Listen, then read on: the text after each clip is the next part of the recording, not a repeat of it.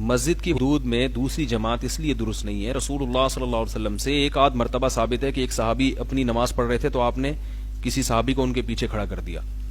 تو یہ احیاناً ہوا ہے. نبی کے دور میں بھی یہ معمول نہیں تھا اور صحابہ تابعین کے دور میں تو بالکل اس کے خلاف کا معمول تھا. تو وہ ایک آدھ شخص کھڑا ہو گیا, آپ صلی اللہ علیہ وسلم نے ان کو جماعت کا ثواب دینے کے لیے, لیکن نبی کا خود اپنا معمول کیا تھا. یعنی وہ استدلال کرتے ہیں اس حدیث سے کہ دیکھو نبی نے ایک صحابی اکیلے پڑھ رہے تھے تو ان کے ساتھ کسی کو کھڑا کر دیا. تو ساری حدیثوں کو دیکھنا چاہیے نا استدلال میں. ایک روایت ہمیں ملتی ہے لیکن ہمیں آپ صلی اللہ علیہ وسلم کا جو معمول ملتا ہے وہ کیا ہے کہ جب جماعت مسجد میں اگر ہو جاتی تھی تو آپ گھر جا کے اپنی مستورات کو جمع کر کے جماعت کرایا کرتے تھے. اور مصنف ابن ابی شیبہ میں ہے کہ اسلاف کے بارے میں, صحابہ اور تابعین کے بارے میں, کہ ان میں سے جب بھی کسی کی جماعت نکلتی تھی مسجد میں آتے تھے تو دیکھتے اگر جماعت ہے تو شامل ہو جاتے, اگر جماعت ختم ہو گئی ہوتی یا تو انفرادی نماز پڑھتے یا گھر میں جا کے جماعت کراتے. کیونکہ اس میں عمومی ماحول جیسے عرب میں بن چکا ہے, اس میں نقصان ہے. اس لیے کہ جماعت کی نماز ہے مسلمانوں کی اجتماعیت کے لیے.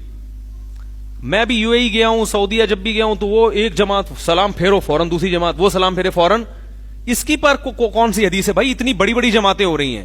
اس لیے فقہا نے اس کو مکروہ لکھا ہے, ناپسندیدہ لکھا ہے کہ اس سے جماعت کی اہمیت ختم ہو رہی ہے. اور وہی بات ہے کہ سب سے زیادہ دین کو صحابہ نے سمجھا ہے.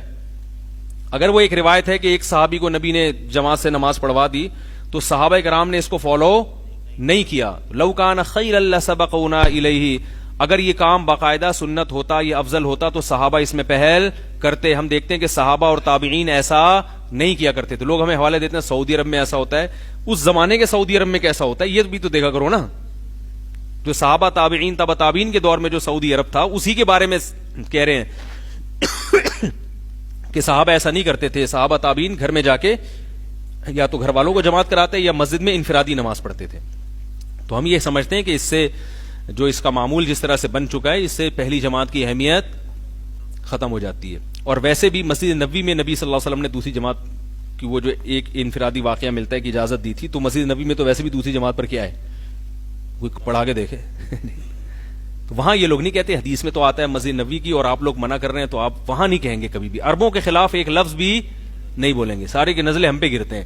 تو مسجد نبوی میں پابندی آپ کہتے ہیں وہ تو سیاستاً پابندی ہے, تو ہم بھی کہتے ہیں یہاں بھی کس طرح پابندی ہے سیاستاً, کیونکہ اس سے پہلی جماعت کی اہمیت ختم ہو رہی ہے. تو وہاں اگر سیاست حلال ہے تو یہاں بھی حلال ہے, اور یہاں حرام ہے تو وہاں بھی حرام ہونی چاہیے.